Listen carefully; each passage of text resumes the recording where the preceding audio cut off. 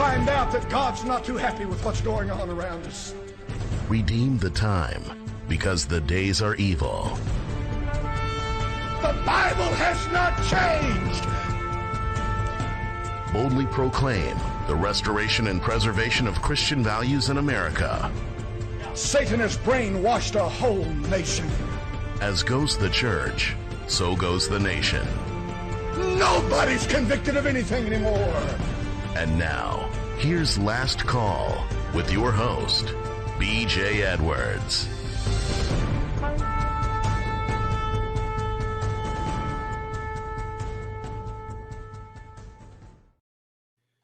May you live in interesting times. Oh my goodness. Oh my goodness. Hey, Last Call, Christian Talk Radio with a sting. Every Saturday morning, 10 a.m. Eastern. Tell your friends about us. If you go on YouTube while we're still on there, I don't know there's some funky things happening with technology right now, folks. Some funky things happening. But every Saturday morning, we'll be here. And this morning, we're going to interview some of the rioters, the vandals, the traitors, wink, wink, and insurrectionists. Those bad guys. Yeah. Oh, my goodness. They traveled to their manor house in Virginia this Wednesday. Interesting things happening there.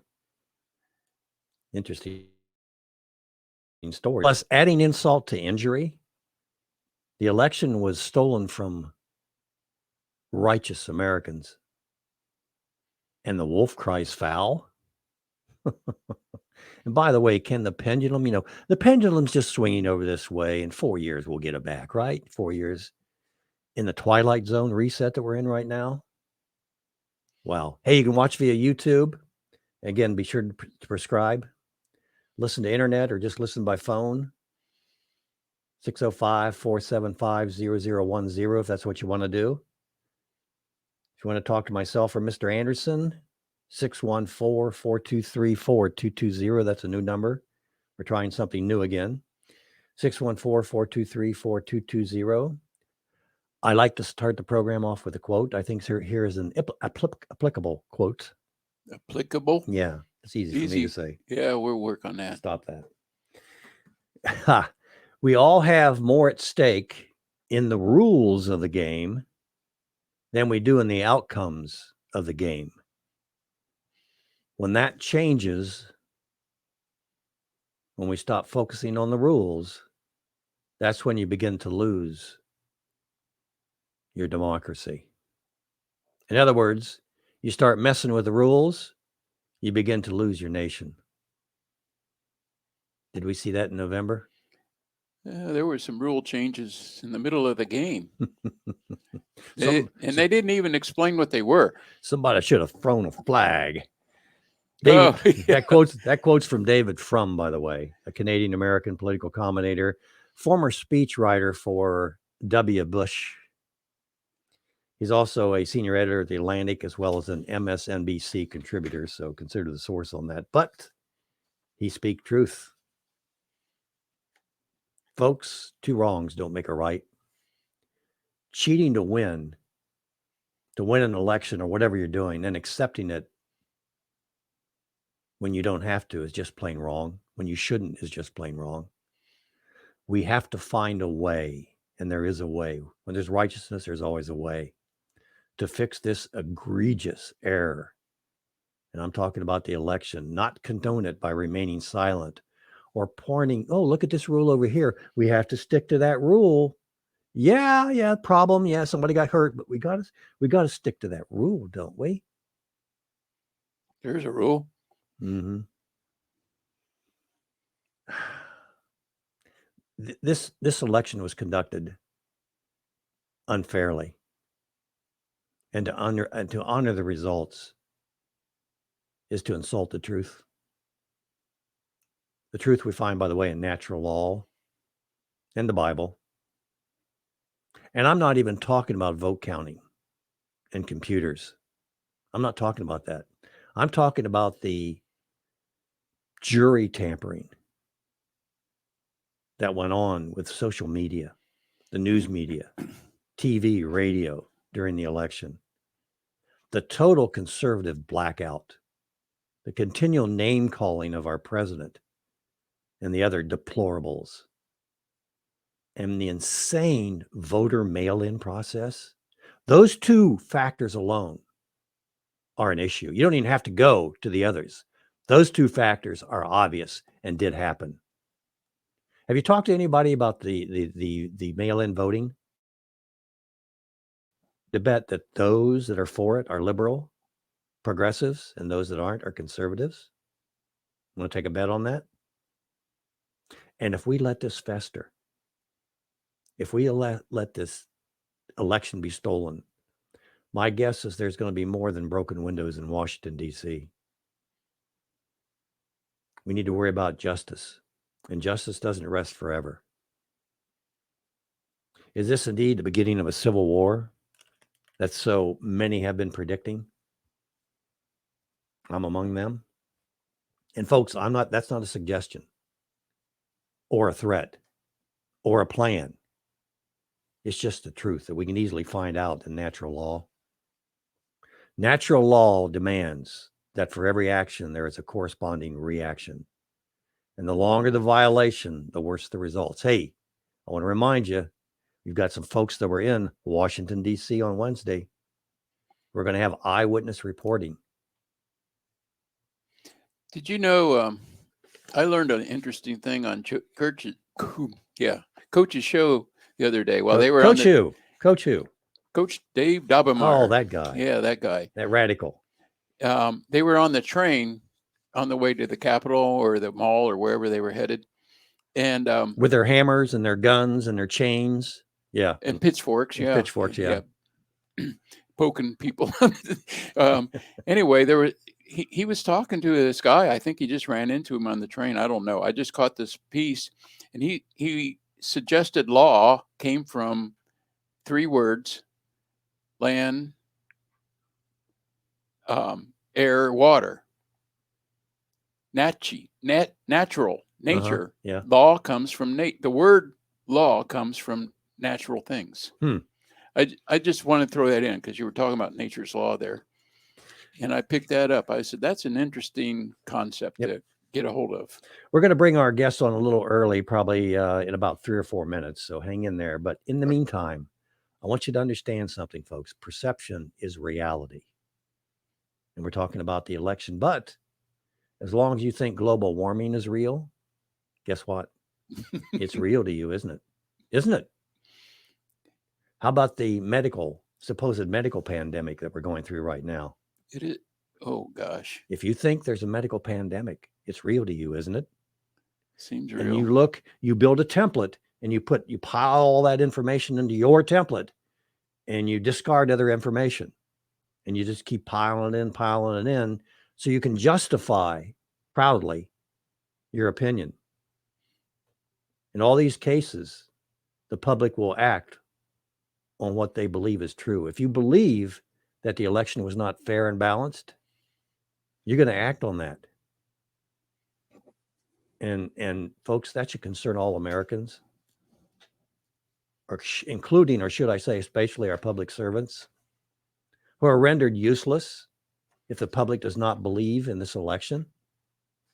That means they don't believe in them and the election process. The election process is the fuel that runs our politics. The process. If the public doesn't believe it's fair, then it's rendered null and void. And when that happens, and it's never happened before, Katie, bar the door, folks. Our constitutional republic, which many refer to as a democracy, will cease to exist, regardless of who claims to be the president or vice president. And by the way, think about this. I've supported Donald Trump all along, okay? Please don't take this wrong. But Donald Trump chose Mike Pence as his vice president. That guy Wednesday that we expected something out of. And if Mr. Trump is the master chess player we all claim him to be, then why in God's name would he choose Mike Pence? I knew Mike Pence was a bad choice when he did it. Typical deep stater. weak spine, bad spine angle, like all the other Republicans. Like your golf swing, you got a bad spine anyway. Why did he choose him? Or why did he choose his attorney general or other staffers? Now, I'm an executive recruiter. I did that for decades. I never got a call from Mr. Trump, but I definitely could have helped. Trust me.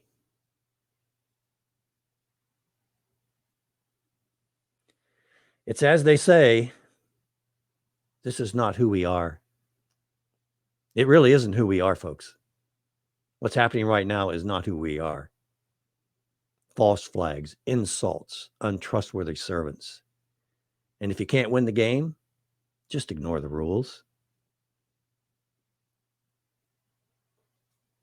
Is that not what the American founders died for? So we could do this insanity? Why don't you take it to break, Mr. Anderson, and we'll bring on our callers. You want the Twilight Zone? Yeah, go ahead and bring that on.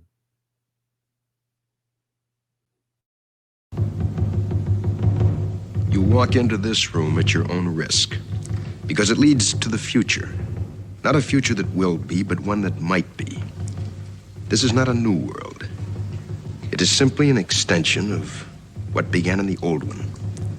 It has patterned itself after every dictator who has ever planted the ripping imprint of a boot on the pages of history since the beginning of time.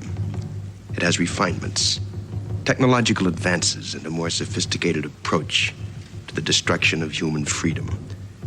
But like every one of the superstates that preceded it, it has one iron rule. Logic is an enemy and truth is a menace. The Chancellor, the late Chancellor, was only partly correct. He was obsolete. But so is the state, the entity he worshipped. Any state, any entity, any ideology that fails to recognize the worth, the dignity, the rights of man, that state is obsolete. A case to be filed under M for Mankind.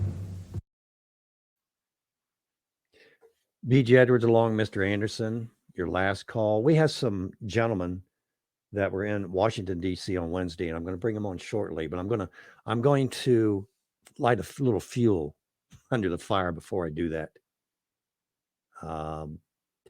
Shirley Moore Capito, I get on mailing list of senators from all across the United States.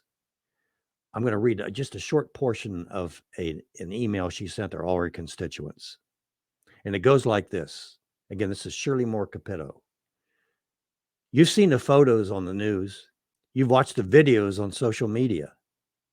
On Wednesday, while Congress tried to certify results of Electoral College, the United States Capitol was attacked and vandalized by rioters.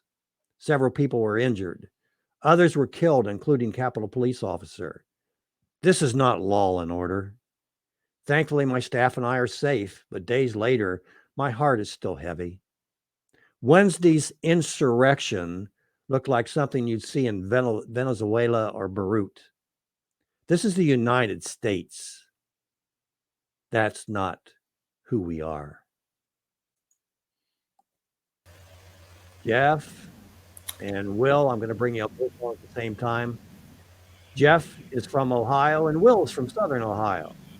Welcome aboard. You gentlemen were in Washington, D.C. on Wednesday, and Will, if you can talk, I'll ask you first. What do you think about Shirley Moore Capito? Were you there to attack and vandalize and terrorize our congressmen and our senators? No, I was there for one reason, and that was to support my president. He asked us to vote for him and come to Washington, D.C. He's been fighting for me for the last 4 years. At the least I could do is show up and support him. That was the only reason I was there. Okay. But when the crowd started getting excited, didn't you see that as an opportunity to storm the White House, to storm Washington, D.C., and break some windows and light some fires? And my goodness, isn't that what you I seen that as an opportunity to use my First Amendment right of free speech to let those in power know that we're not happy. I get that. Jeff, what are your thoughts about why did you go to Washington, D.C., sir? Well, because President Trump called us to be there, and for some time, I mean, God sort of was telling me that this election would hinge that people were going to have to go to Washington, even before the election was held. So this was in line with what God was telling me, and I've been to the other two rallies in Washington D.C. where we marched to the Capitol. So I was there, like Will said, to support the president. He asked us to come. You know, he sacrificed his life. You know, he could have just retired and lived a life of luxury, but he chose to sacrifice, you know, portion of that for this country. And so it's the least I could do is go there. Will or Jeff, the president, and I agree, the president did ask us to come to Washington, D.C. Did you have any idea why you were maybe being beckoned to Washington, D.C.? No, as a veteran, I received orders and I follow those orders. I understand them to be lawful. My president asked us to be there. So if the president of the United States asked for 1 million people to show up in Washington, D.C., he has a good reason. I didn't care why he wanted me there. I just knew that he needed me there. He's my president, so I felt it as a duty, a moral obligation to be there for him because he's been there for us. Okay. How many people would you say were there, Will or Jeff? I've been to rallies in DC, and I see the official numbers, and they always seem higher or lower depending on which network. I judge it on the Ohio State football game. You know, there's 100,000 there, so there was at least a minimum of 500,000 in my estimate, and from what I've seen, estimates, you know, the official estimate would be like 4 million if we went by how they estimate the other things. But there was in my estimate, there was at least 500,000 people. I mean, I was at one point I couldn't go left, right, forward because it was so jam-packed, and it illustrates the quality and caliber of people there, where they just go, well, we can't go left, we can't go right, we can't go forward, I guess we'll go back the way we came. You know, there was no pushing or shoving or anything like that. And you know, I walked around the large portion of it, and it was just and like before, there's just wonderful people there, just nice people, and it's like a totally different world. Will, I see you nodding your head in approval, and Roger, you're welcome to come in anytime you want to. I don't see you, but you're welcome to come in when you can. Yeah, I completely agree with everything he said. It's really difficult to gauge the size of the crowd when you're right in the middle of that crowd. The perspective isn't suitable to make that determination. But if you go from one end of Constitution to the other, it was jam-packed from end to end. I mean, it took me maybe, a half an hour to go from where we were at the president's speech to the Capitol. And it was shoulder to shoulder. It was, jam-packed. And he's right. The character, the people that showed up down there was just perfect. I mean, they were respectful, lawful, proud Americans. It was amazing. Wait a minute. What about the break-in? What about the doors being broken and the windows broken and the harassment and the police officers? So the doors, right. So, well, keep in mind, those activities took place on the back side of the Capitol. I mean, we were there for the entire event. I didn't hear gunshots, windows breaking, screams, nothing. All of that happened on the other side, the back side of the Capitol. You have to realize when you march from the White House down Constitution to the to the Capitol, you end up at the front of the Capitol building. That's where from my perspective, everyone stayed. I didn't know that people left early to arrive behind the Capitol to gain entry to the Capitol. We had no idea that anything was happening. Keep in mind, no one there had cellular service. It's not like, all of a sudden I got a text message and, someone's breaking into the Capitol. No one there had any way to know that anything nefarious was happening behind the scenes on the other side of the Capitol. We had no idea. Roger, you just joined us. You have any comments so far on what we're talking about? Well, you hear were in me Washington, okay? D.C. on Wednesday. Go ahead. Can you hear me okay? Yes, we can, sir.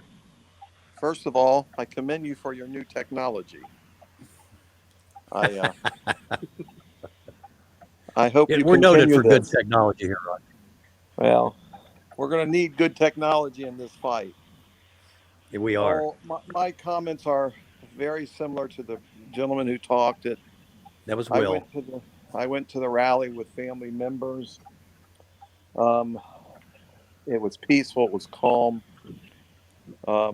Did not go over to the Capitol primarily because of time and drive home. Many people, peaceful, calm, patriotic, loving America people, did not go over. It is unfortunate, and there could be other adjectives of how they're being portrayed, but my hope and prayer is that they will overplay their hand, which they normally do. It was a wonderful rally. I saw people of all ages. I ran into a gentleman on the way out Tuesday night who was driving in from California for it with his 88-year-old wife. He was 87. So it was a good group of people. I did not take Donald Trump's thing about I'll meet you over there or go over to other than he was scheduled to speak at 1:00. Okay, that was a speaking area for him. And as usual, he's been maligned and torn down, and he caused some type of insurrection. Believe me, they haven't seen insurrection yet.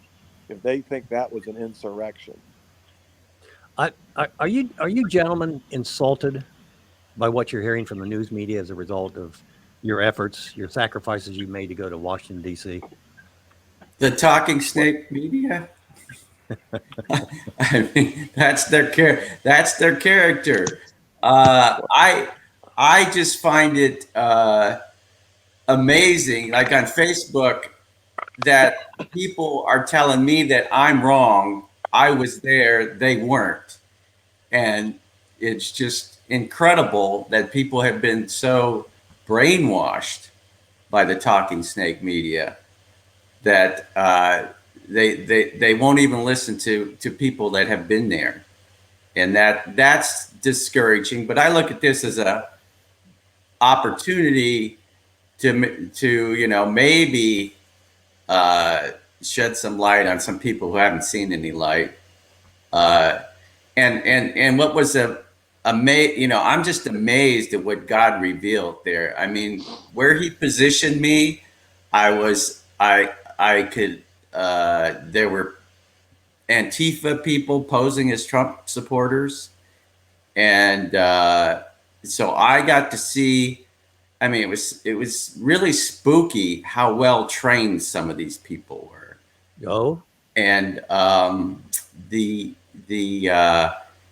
and it's spooky also how the organizers of the rally.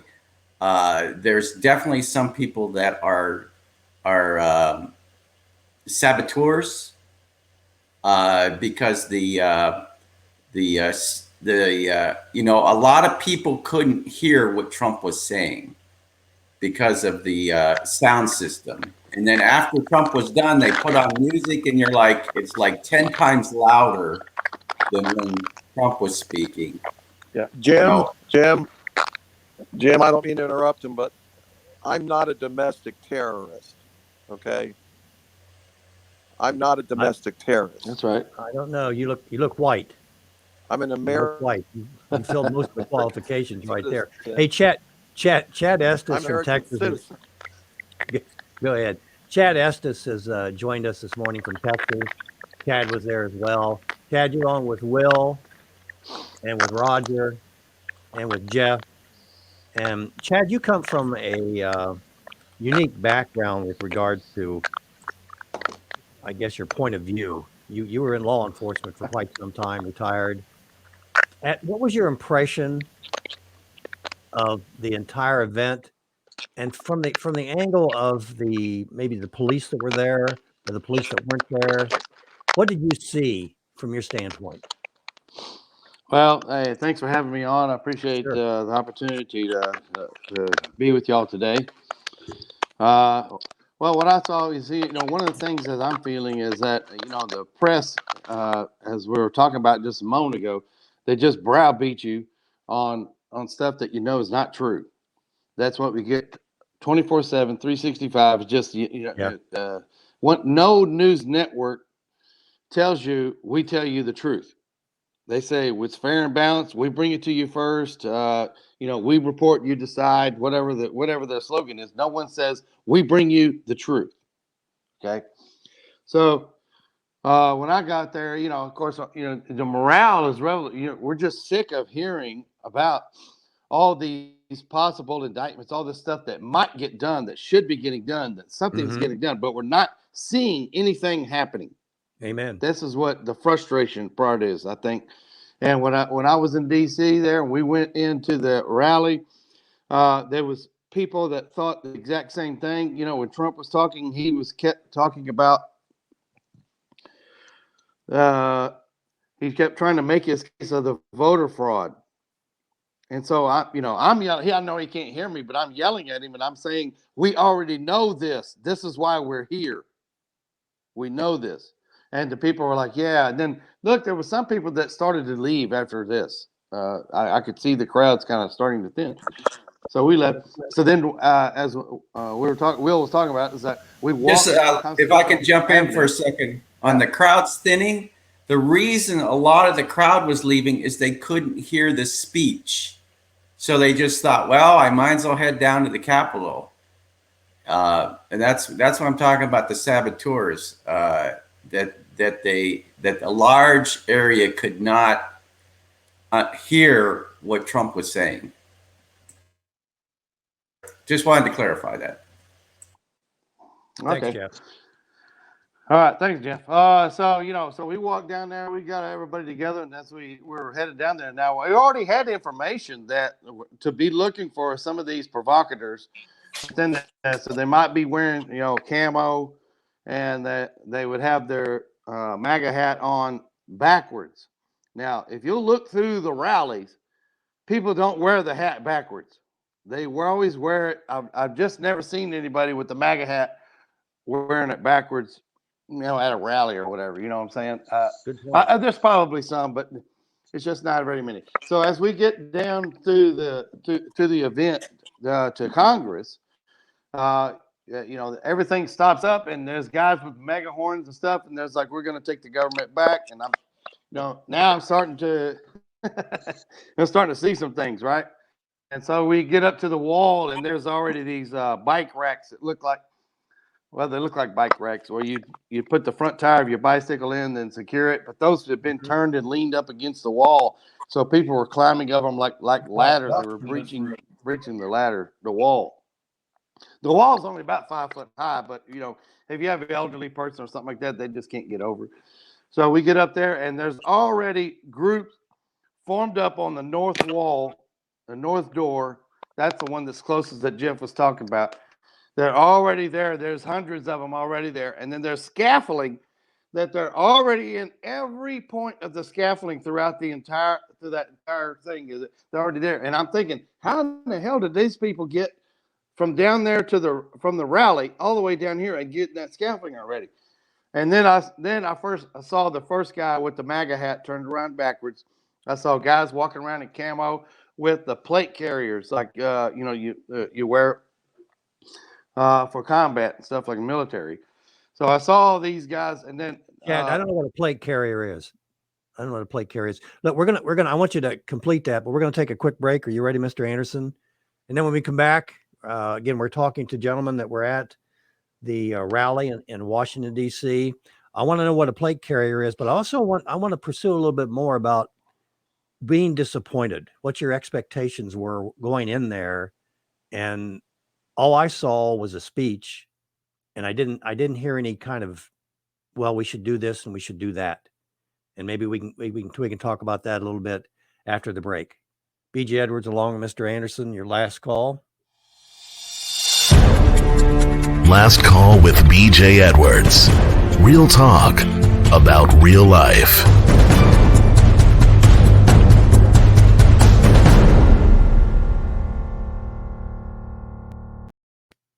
And we are back. This is BJ Edwards along with Mr. Anderson, your last call. We're talking to some gentlemen that were in Washington, D.C. on Wednesday and getting very interesting reports. We've been talking to Chad, formerly in law enforcement, and getting a little more detail in terms of what was going on, especially during the quote unquote violent end of this.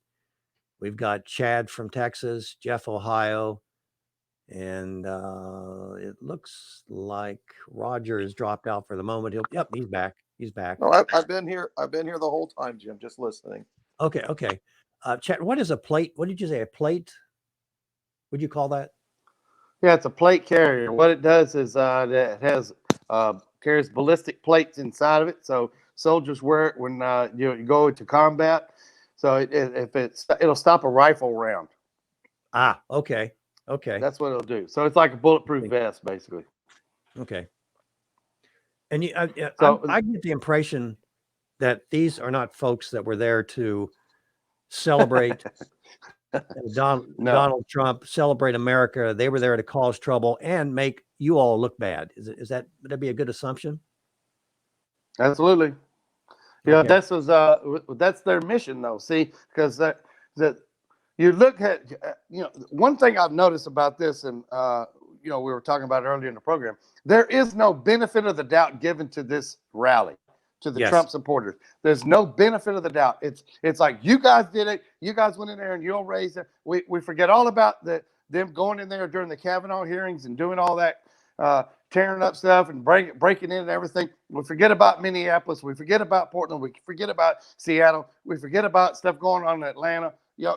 We forget about Baltimore. I mean, how many more cities do I got to list that they have a precedent set up of how they act, what they do, what their modus operandi is, their MO is.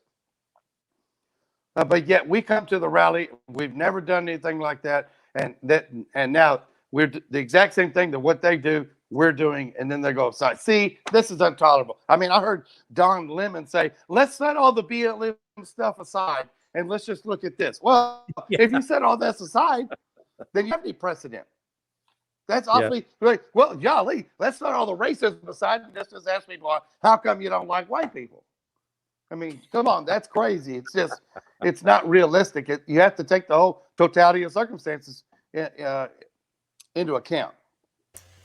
And you gotta, this was a carefully run, it was just like a play. It was like a play. I mean, you can see the video, the Capitol Police let them in. It was scripted. But what they were trying to do was to get the mega rally participants to overwhelm the Capitol. They had the, and I go back, and a lot of this is you start to put pieces together later on. Like two other mega rallies, when we marched to the Capitol, they had speakers. And so you get down there, and here's this Antifa guy urging everyone to go over the wall, and everybody's just kind of wondering what the heck is going on, but they're not moving. They're not, for the most part, the actual real participants were just out there to voice their concerns, and we're not going over the wall. They weren't climbing up the platforms. And, when they unfurled a giant flag on the platform, people cheered. And like I said, like I think Will said, is people didn't know what was going on inside. I knew that some people had gotten inside because there was a person beside me that was on his phone talking to some folks. And he could have been an Antifa guy. But you know, the mega people, this was a carefully orchestrated script. It was designed to make the mega people look bad, two, give the traitors in our government an excuse not to do the right thing, and three, it's a warning to anybody that wants to do the right thing that, look, we have the ability to have the Capitol Police back off whenever we want. So if you don't play ball, we may have Antifa come in here and everybody else is warned and you're left in your office and look what's going to happen to you. So they're not, in one sense, they're not stupid. They try and maximize these things for as most benefit as they can get. It was all pre-planned. The media had their scripts ready.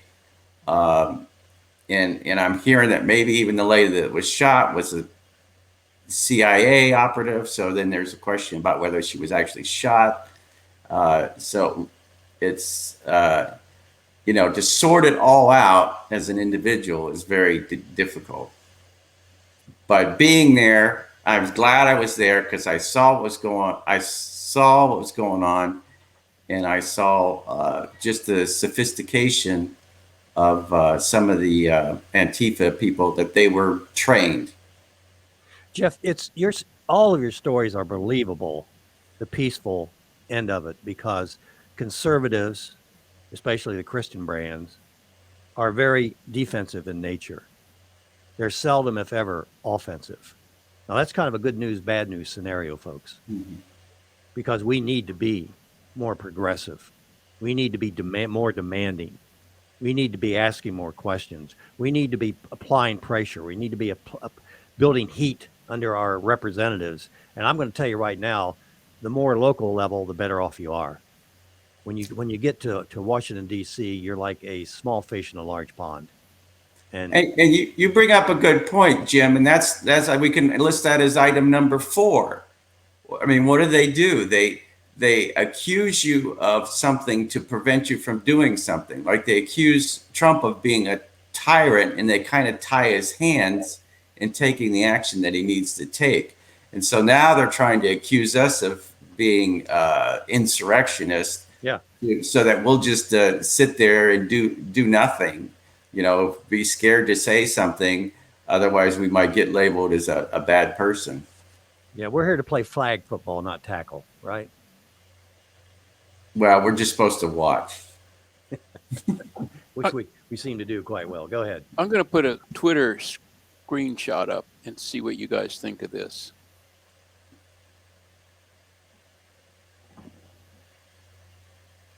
It says Trump supporters storm U.S. Capitol, clash with police. Look at the time that was posted. 9:33 a.m. Wednesday morning, 9:33 a.m. That was posted by NPR at 9:30 in the morning. When did that clash happen? The afternoon. Yeah, 1 o'clock. Why would that be on Twitter at 9:33 a.m.? Because it was all planned. Well, that makes a good case for it. Well, that's one of the things I think that it was a trap. It's a trap. And the thing was already set in there. There was going to be a Capitol breach whether we showed up down there or not. This is what the whole agenda was try to move the needle to wane support away from the president. Because look, if you look at this election, man, I mean, he won greater than Reagan did in the second one. Absolutely, yeah. And so you talk about a blue wave. Yeah, the blue wave was them waving by, because we took this country back over, because the American people are not stupid. We saw.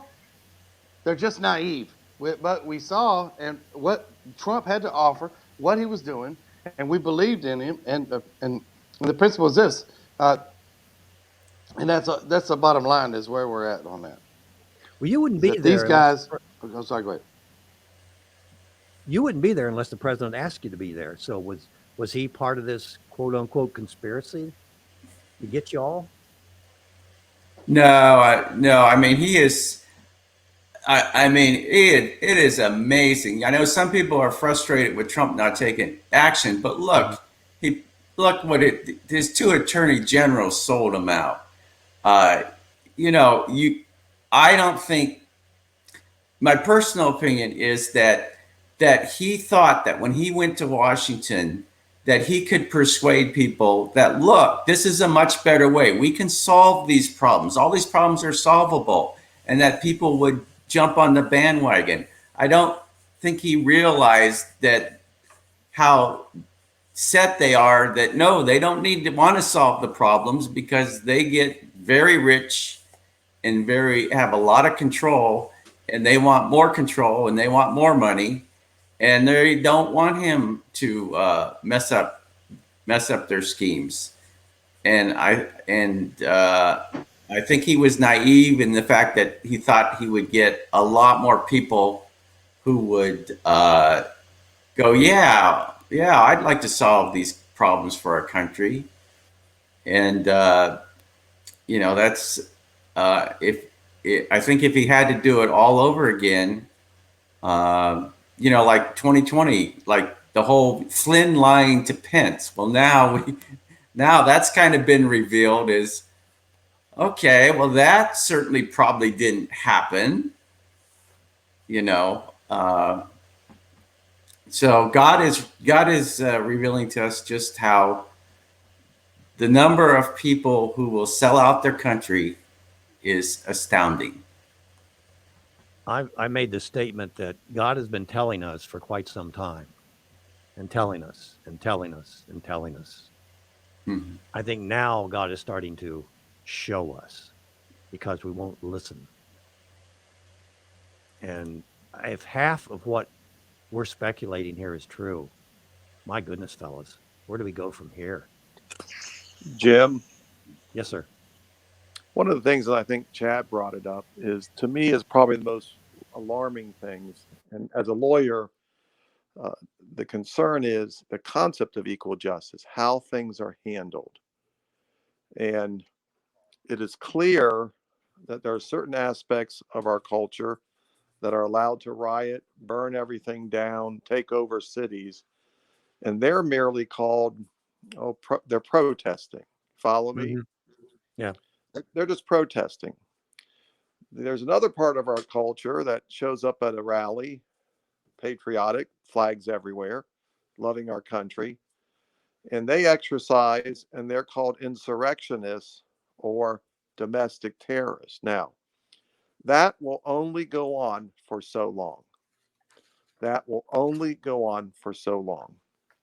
And if you look at the history of this country back to Revolutionary War times, there was never a majority that was behind Washington. It was a very small minority.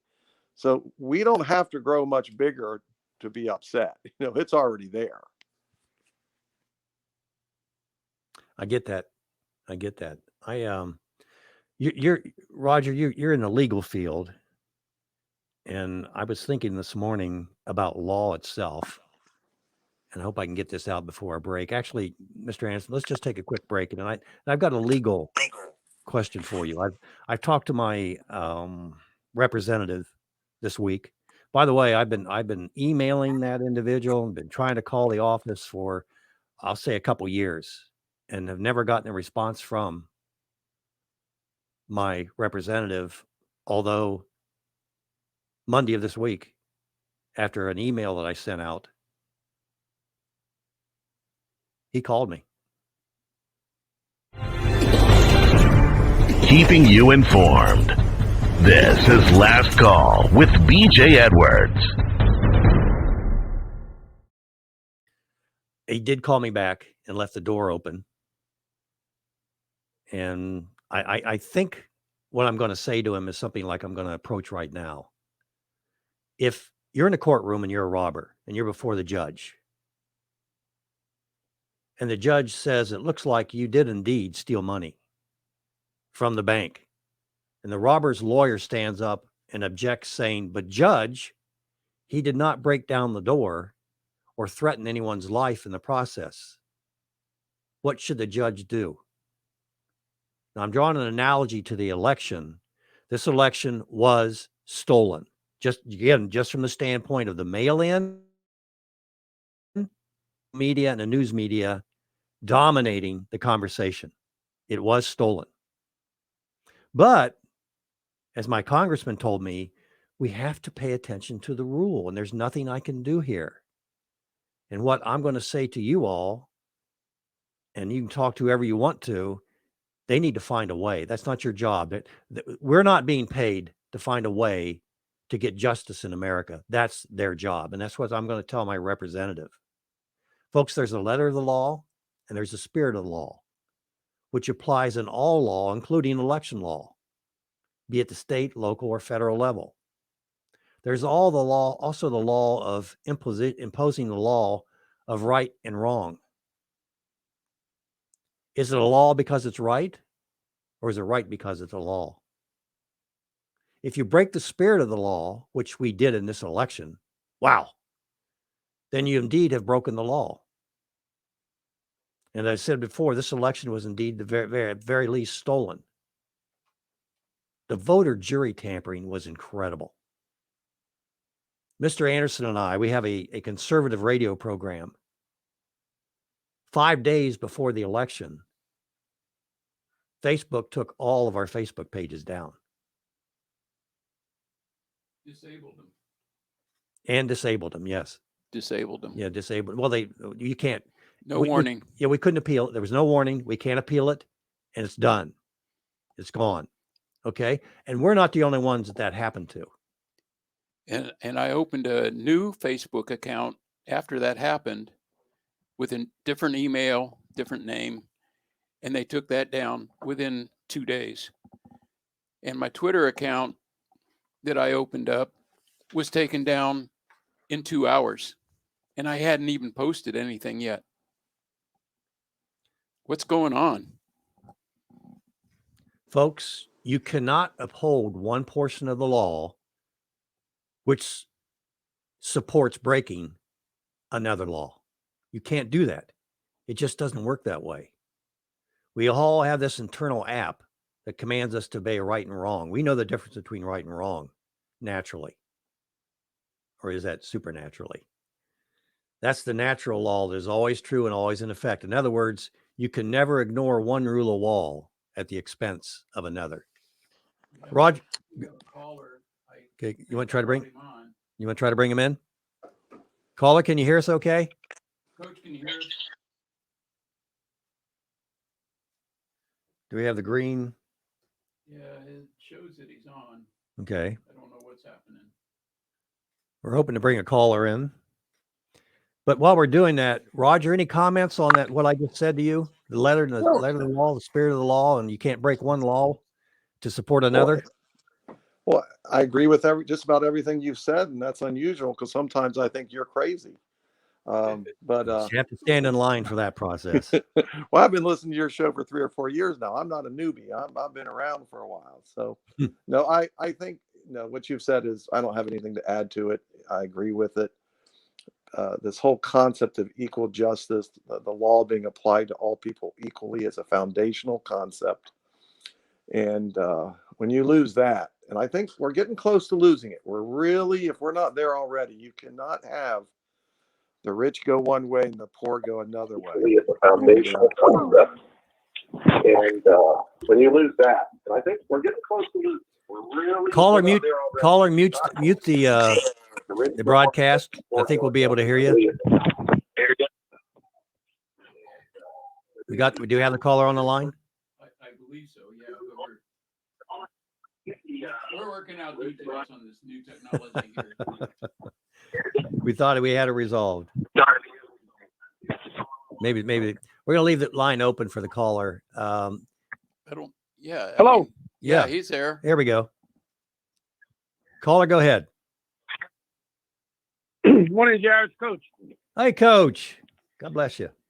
I've listened to your stellar callers there. I don't have time to talk. I want to drop a mic and then move on if I can. Sure. The problem we're dealing with, there are many problems that we're dealing with, of course. We were there. Proverbs 18:13. Is there anybody there in that studio, you or Mr. Anderson, have the ability to get to a Bible? Proverbs 18:13. I don't know whether we can get to one. Because I've noticed, as long as I've been doing this stuff, maybe Mr. Anderson can pull it up on the computer. I could quote it, but I would rather trust and verify. Let somebody else read it for me. It would save us. The problem we're dealing with. It would save us trouble if you go ahead and read it, Coach. Okay, well, I walked in the other room. Let me get out my scripture. See, listen, we have to understand this. That what we saw happen again was a psyop designed specifically for a certain group of people. And that certain group of people that the psyop was designed for was us, Christians. And as I find in the work that I regularly do, JR, my greatest opposition comes from Christians. Virtue signaling Christians. Christians don't act like that. Christians don't yada, yada, yada, yada, right? Yeah, they're all wearing masks. Well, listen, stay with me now. Stay with me. Proverbs 18:13. I just went and grabbed the Bible. Whoever rewards evil for good, evil will not depart from his house. That's not what I'm in Psalms. No, that was not it. Proverbs, I'm in Psalms. Proverbs 18. I want to quote it. Proverbs 18:13 says this. I'm almost there. You ready? Here's our problem. Oh, there it is. Okay, Here's our problem. He that answereth a matter before he heareth it, it is folly and a shame unto him. We'll say it again. Yeah. He that answers a matter before he hears it, it is folly and shame unto him.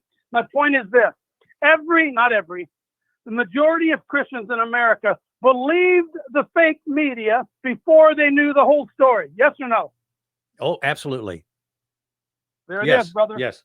Proverbs 18:13. My inbox fills up with judgmental Christians telling me how we shouldn't have done this and we shouldn't have done this and we shouldn't have done this. And the fact is, we didn't do any of that. But they are shame. They're a fool. What does it say? Proverbs 18:13. He that answereth a matter. Hey, can I paraphrase it in Coach Dave talk?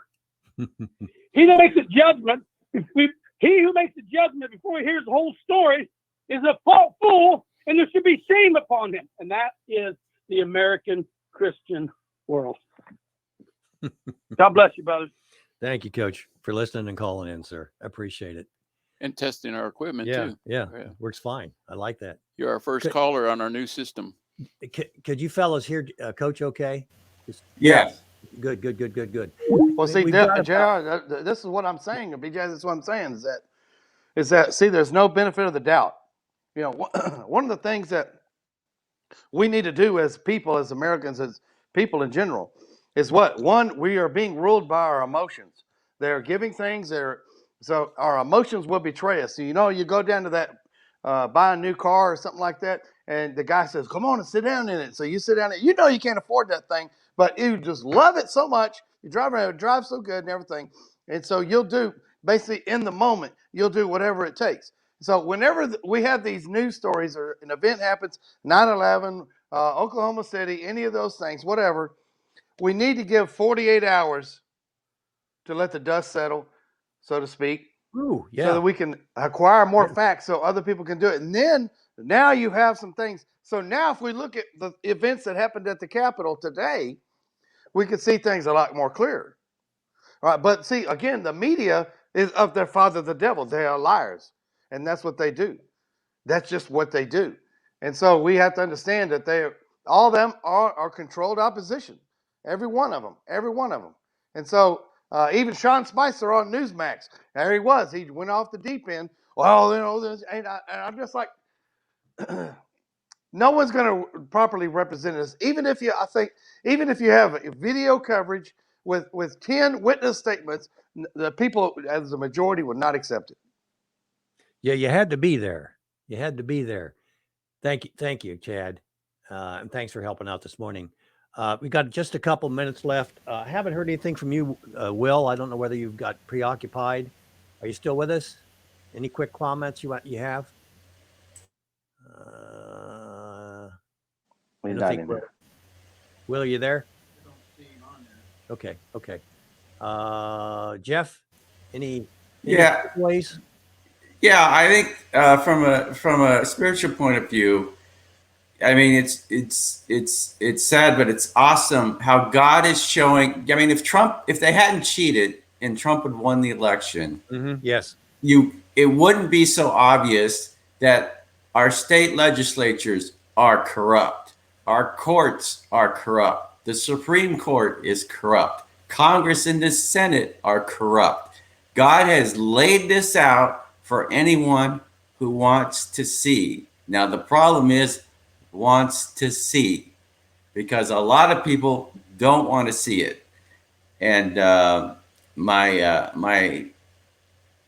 think and we can't put, God is showing us we can't put our faith in these institutions, that we have to put our faith in God. And I would encourage everybody to pray, read the scriptures, meditate on the scriptures, and strengthen your connection with God, because that is what's going to get us out of this. And listen to where he wants you to stand, so that if they cut off all communications, you're still getting directions. Very good. And Jeff, we are without excuse now. It's obvious what is happening. You mentioned the word show, and that's what I'm emphasizing here. We are now without excuse. We're without reason. We can't. Absolutely. I didn't see it. I didn't. Chad, got 1 minute before we go to our 2-minute warning. Any quick comments? Well, I was wanting to say that, one of the things, a lot of folks, like, they're thinking of Trump as a Cyrus, or he's a Cyrus, or what. And I don't see it like that. I'm not saying it's wrong. I'm just saying I don't see it like that. What I do see on Jeff's point is, and this is what I've been posting quite a bit on, is that Trump is a revealer, not a savior, a revealer. And if you listen to Steve Quayle and those prophecies and things like they talk about, and it says, before the destruction of the nation, the sins of its leaders will be revealed. And this is exactly what we're seeing from the federal level, the state level, the county level, the city level, and then on to the own people. See, as we are, so is our government. And if we are distracted by sports, we're distracted by Dancing with the Stars, all these type of shows like that. We have to get little Johnny over there to the soccer game, and we have all these little things. We're just trying to live life. And as long as our mailbox, so to speak, our mailbox is not dented, we're good to go. Well, we have to care about our neighbor's mailbox as well. Okay. We the people. Amen. We the people. Good point. Very good point, Chad. I appreciate, first of all, y'all helping out this morning, but more importantly, y'all going to Washington, D.C. and putting legs to your faith. You're all very much appreciated. I don't know whether we have time for the 2-minute warning, Mr. Anderson. We got about a minute before I have to change over. Will it still take it, or? I do have a concern, though. I do have a concern, Jim, before the move to the new hour. Okay. Did I hear Chad? Did I hear Chad starting to mess with my Dance with the Stars show? Because I've got my limits.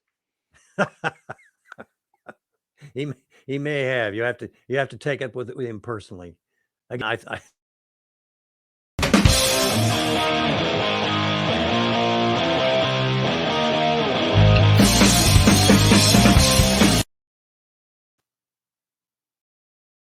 Hey, Robin, you don't have to be a Saints fan to be upset by this. You don't have to be a football fan, even a sports fan, but just a fan of basic fairness. Are we going to sit down in 2 weeks to watch the Super Bowl and wonder, is the right team in this game? Well, the integrity of the Super Bowl is in question. Next question, what are you going to do about it?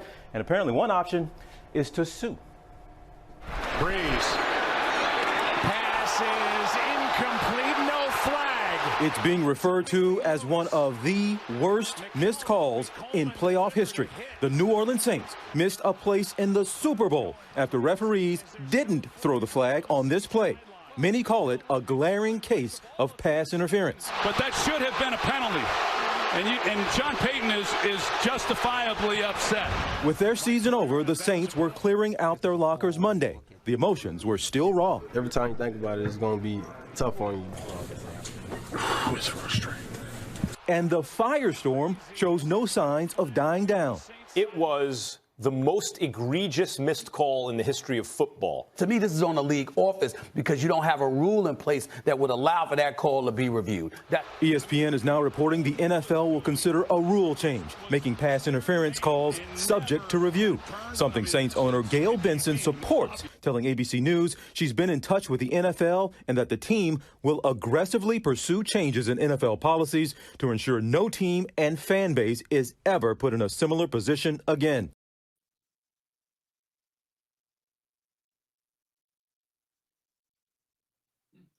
I think we had a glaring case of election interference. Hey, stay tuned for hour number 2. Keeping you informed. This is Last Call with BJ Edwards.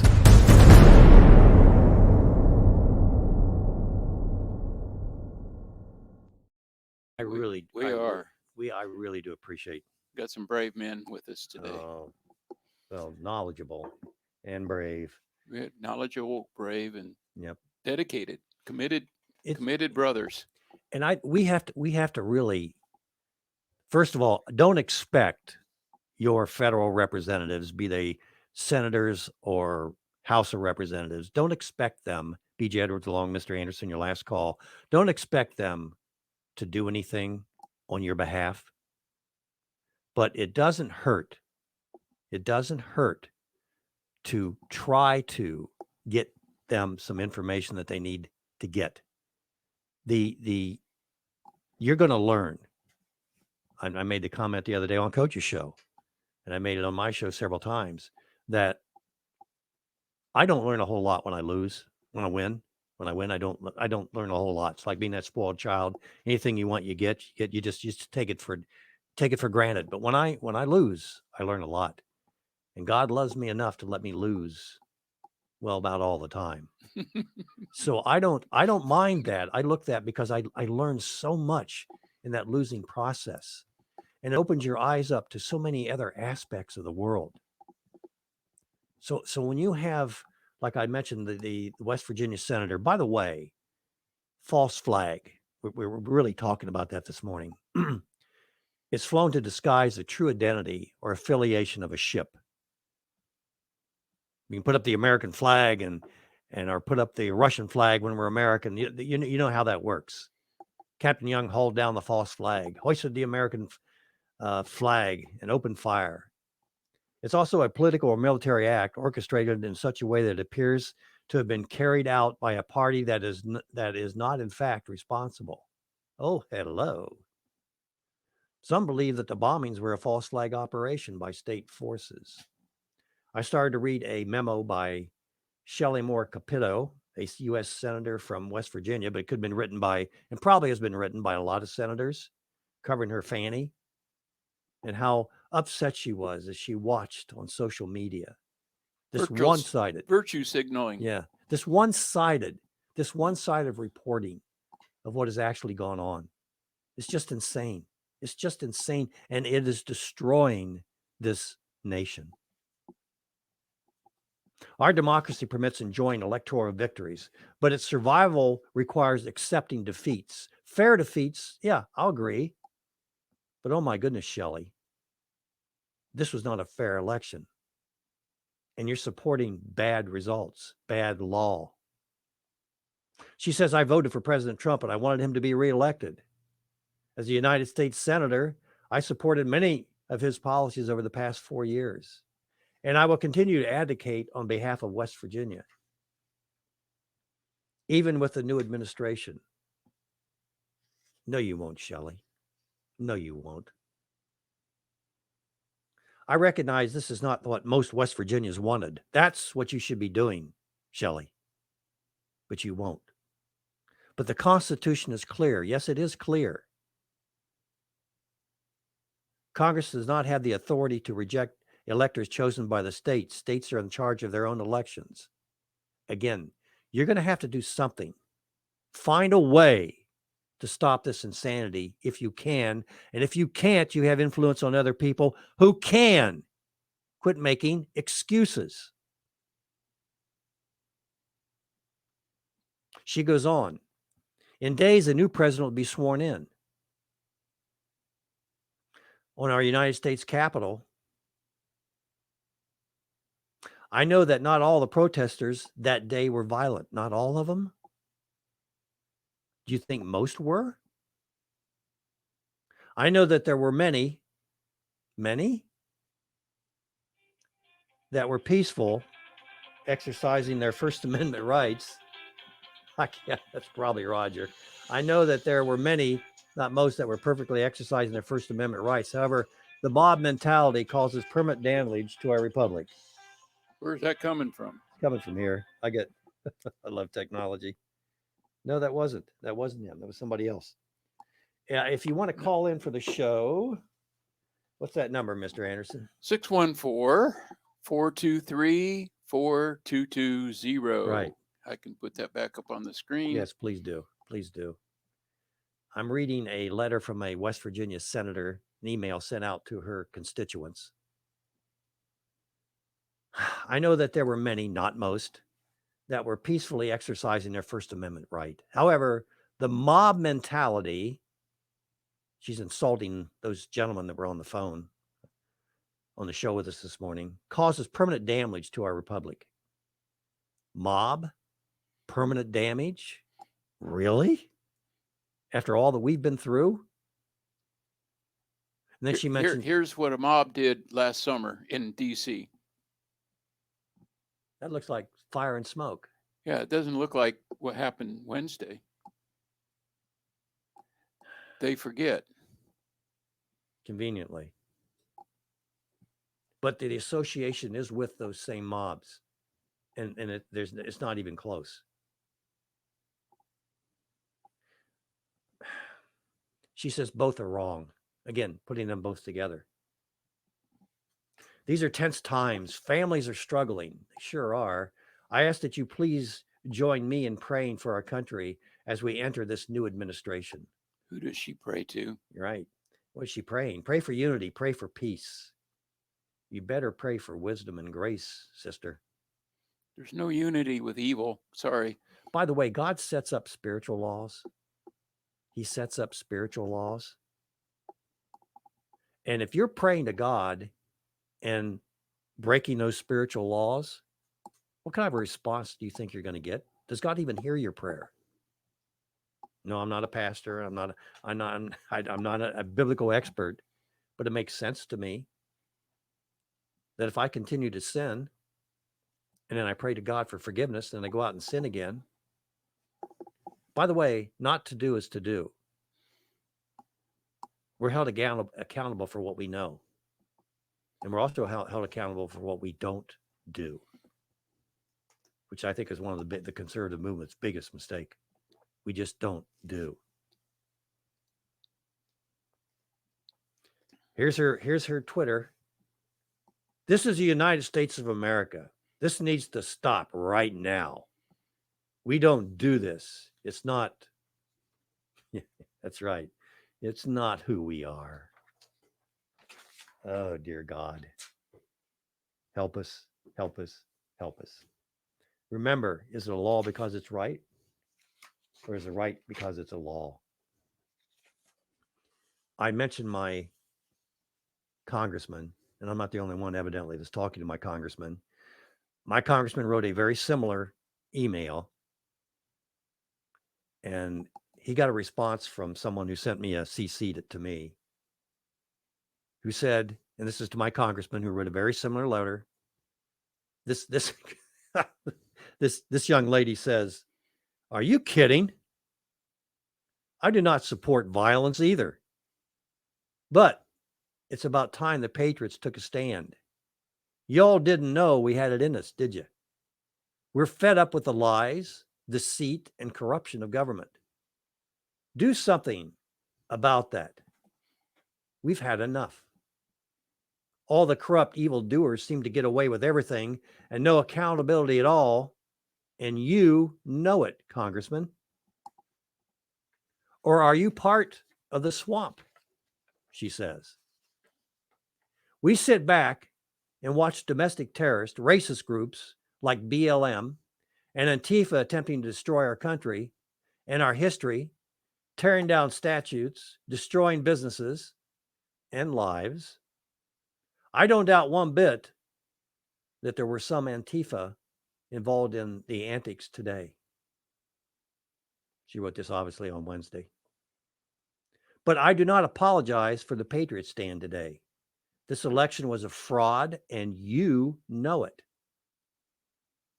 But it goes much deeper than this. We will not be silent anymore when we realize that our country is about to be handed over to socialist and communist and Satan-worshiping politicians, media actors, and celebrities. Is this what you support proactively or not? I sure hope not, because I voted for you. Think on that, if you would, sincerely. So what do you think? Well, I think it was a good reply. Yep. And I've written a couple of letters as well, or emails, I guess you call them nowadays. But look, you're practicing, and go ahead, Mr. Anderson, but you're practicing for somebody that will listen. You're not wasting your time. If you're trying to get righteousness out there, whatever you're doing, do something even if you think it's wrong, as long as you're going towards the righteousness. It will teach you, and it'll put something in you. You're investing in your future, in this country's future, in this country's children's future, in your children's children's future. The United States, as I read through history, is by far and away the greatest nation, the fairest nation, the most just nation that has ever existed on planet Earth. And Satan tried to destroy it from the beginning. Did God really say? See, he was doing what they're doing to the folks in Washington, D.C. Did they really do that? Got a caller. Okay. Caller, can you hear us okay? Maybe, maybe not. I don't know what happened. Okay. We lose him? Not sure. It looks like it's coming on. Okay. There we go. Yes, I can. How would you say that? There we go. Hey, good morning. Good morning. Do we have Vinny? Yes, you do. Yeah, Vinny. Happy New Year, everyone. Thank you, Vinny. Hey, guys. Why are we accepting the results of this election? That's the question. I'm not. Go ahead. Right. Okay. So maybe Monday morning we should occupy all these offices of these people who purport to represent us but are stealing from us and are allowing all this stuff to happen. Because otherwise we'll be the CCP in 12 days. That's all. CCP is what, Vinny? What do you mean by CCP? Chinese Communist Party. Yeah. Okay. Chinese Communist Party. Yeah. Vinny, I'm going to call my representative Monday morning because he's opened the door for me, and I'm going to pretty much say. Go ahead. No, I was just saying. I think that's a good thing to do. Some of us maybe need to do a little more. But thank you very much, BJ. Okay. Mr. Anderson, have a great weekend. God bless. See, I like it. See, this is a start. Call and rattle my cage. So I'll call and rattle somebody else's cage. I was brought up on the phone. I love phone conversations. That's why I do radio. Well, and YouTube. That's okay with me if you don't see me. But you have to go ahead, Vinny.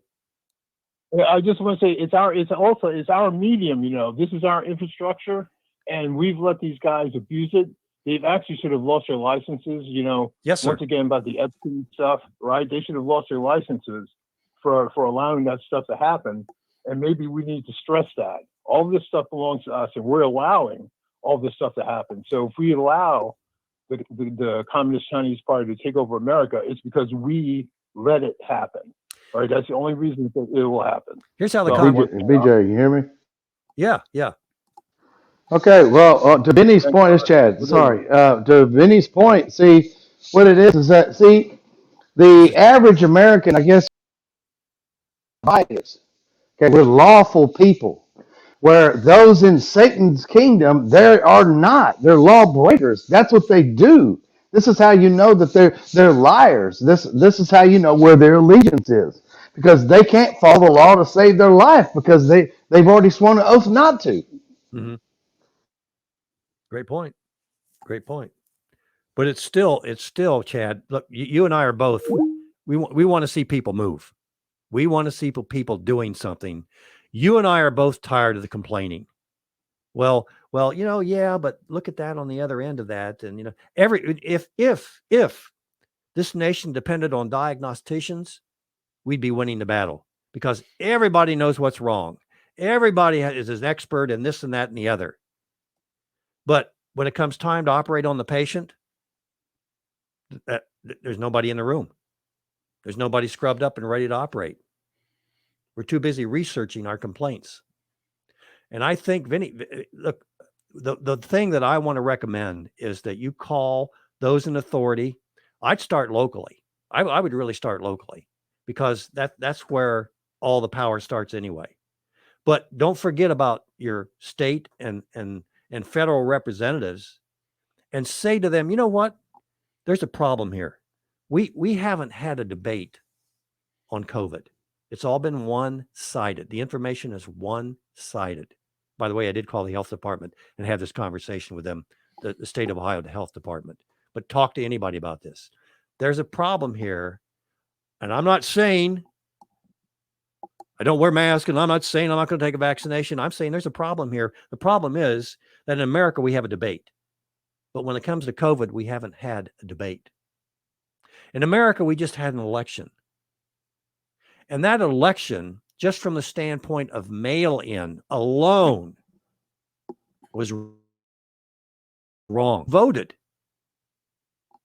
We really don't know who voted.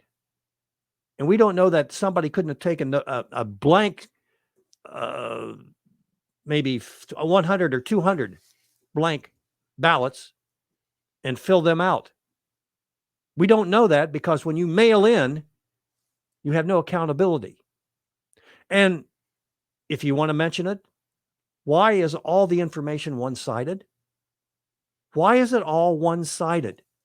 All I hear is Donald Trump is bad this, Donald Trump is bad that, Russian this, Russian that. That's all we've heard for 4 years. And why have you shut out conservatives? I mean, Congress was talking, you were talking about that in Congress. What happened? Why is that? Why are you not doing anything about that? Are you really going to let this election stand? Well, I can't really do anything about it because I'm in this position. Good. You got in that position because you know people. Now you get a hold of the people that can do something about this and you put pressure on them or give me their number, give me their address, and I'll go do your job for you. And by the way, resign. I'm tired of paying you for doing nothing. What, $175,000 a year for a congressman? Something like that? Plus benefits? Oh, lifetime. Really? I would assume you'd expect. I want to get you fired up. You need to get out there and you need to light a fire under a few rear ends. And you only need one time to serve to get that lifetime benefit. Yep. And what about?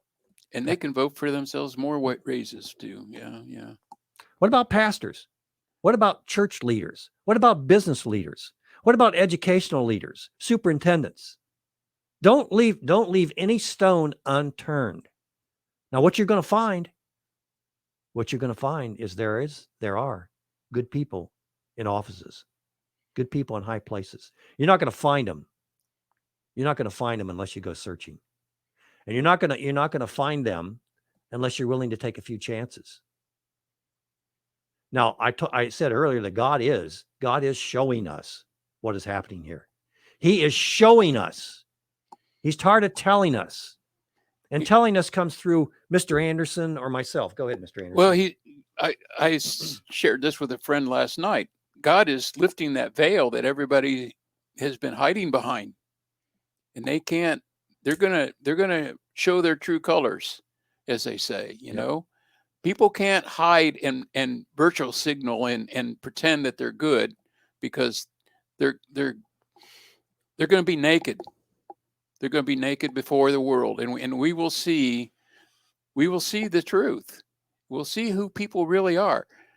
That the entire Congress, all these guys that were like sort of in Trump's camp, proved they never were. That's true. That's true. They did show. And right before the Lord, or before the Lord, but right before the whole world, they saw these people turn and that Lindsey Graham made one of the worst convict. I mean, oh my goodness, He is something else. And I prayed that Biden would lose. He and Nancy go to the same church. Go ahead. And then he said, "Well, but he won." What a he's a traitor. He's a traitor to his friends, his constituents, and the entire country. You know all this money that they were giving away. I've heard of a gentleman who filed for unemployment but couldn't get it. Appealed. And now has been told that he can get unemployment.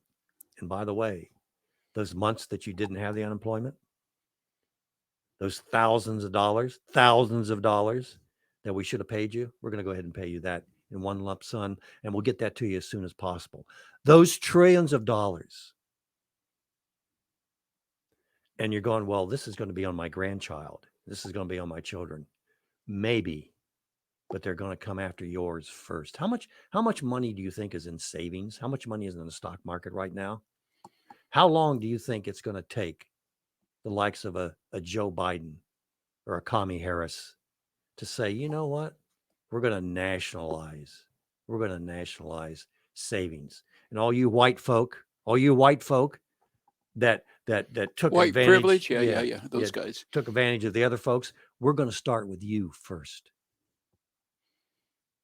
You first. And look at the money that you have there. You have way too much money.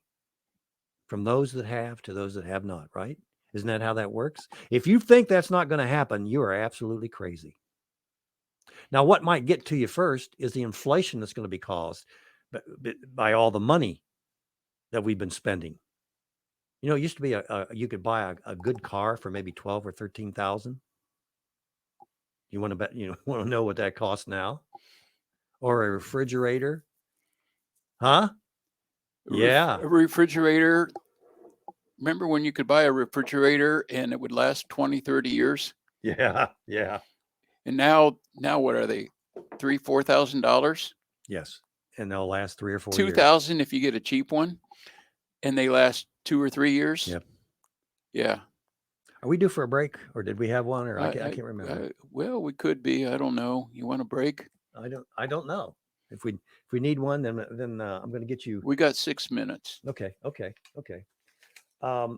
Last week. Well, go ahead,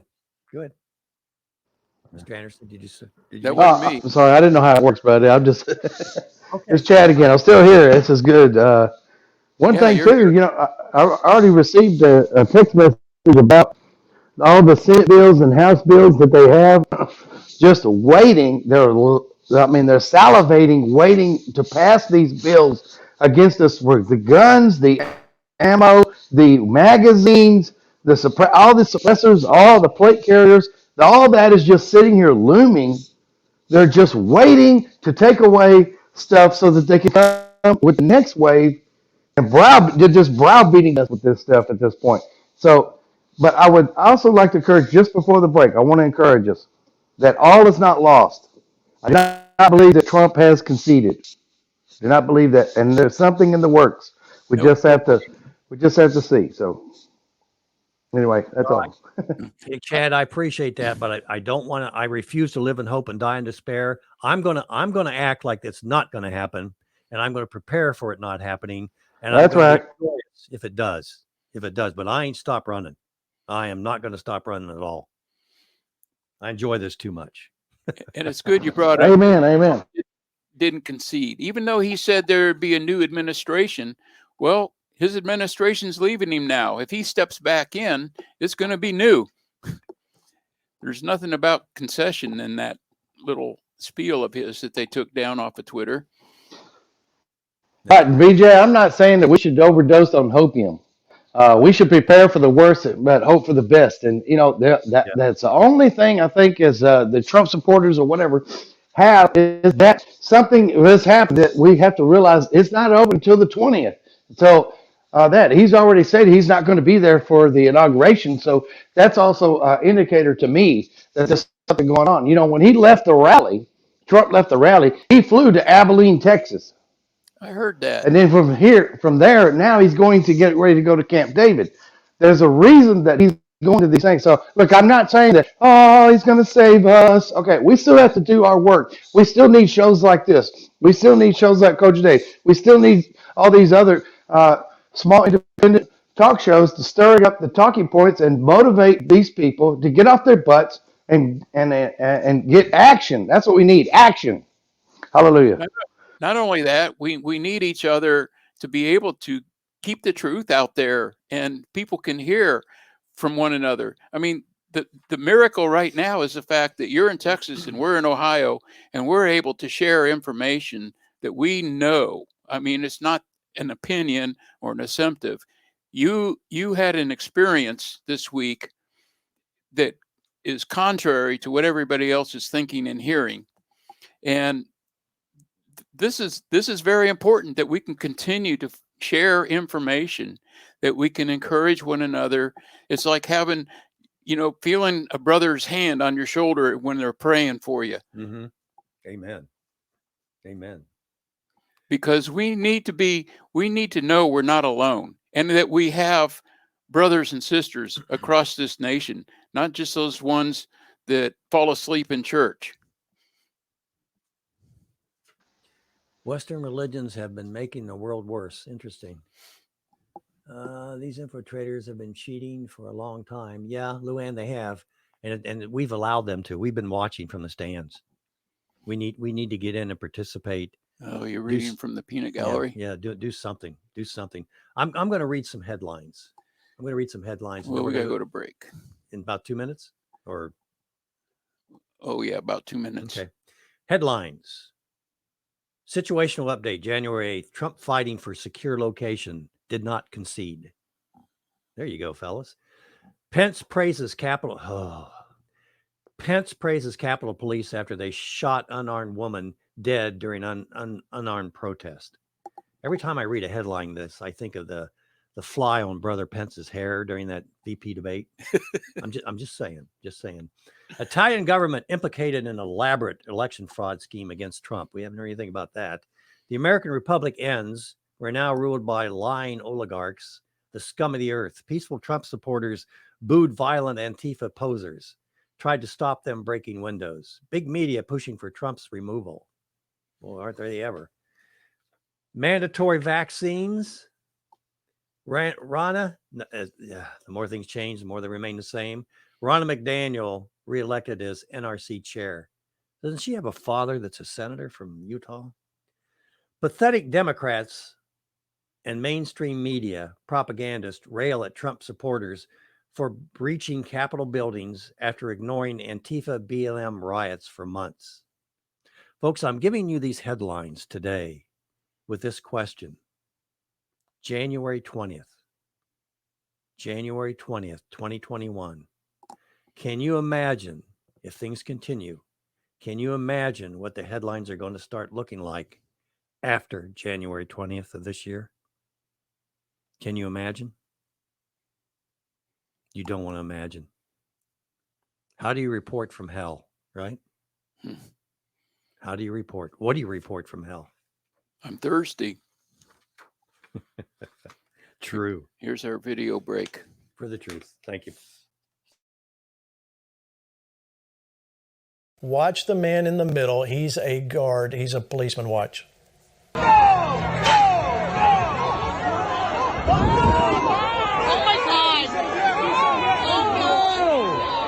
Did you see that? He was waving them in. All right, we'll play it again. Watch this. He's waving them in. Watch.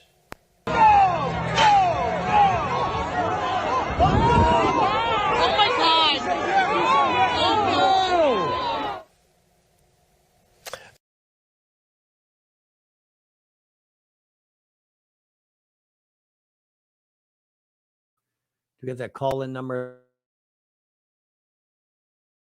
Watch the man in the middle. I didn't mean to do that. We've had a lot of participation today. We've left a few of our earlier guests on, and they're welcome to comment anytime they want to. Last week, why are there? Did you mute the bikes? No, they have to mute their own. Oh, okay. Okay. Last week, I gave a little quiz. I'm going to do another one this week.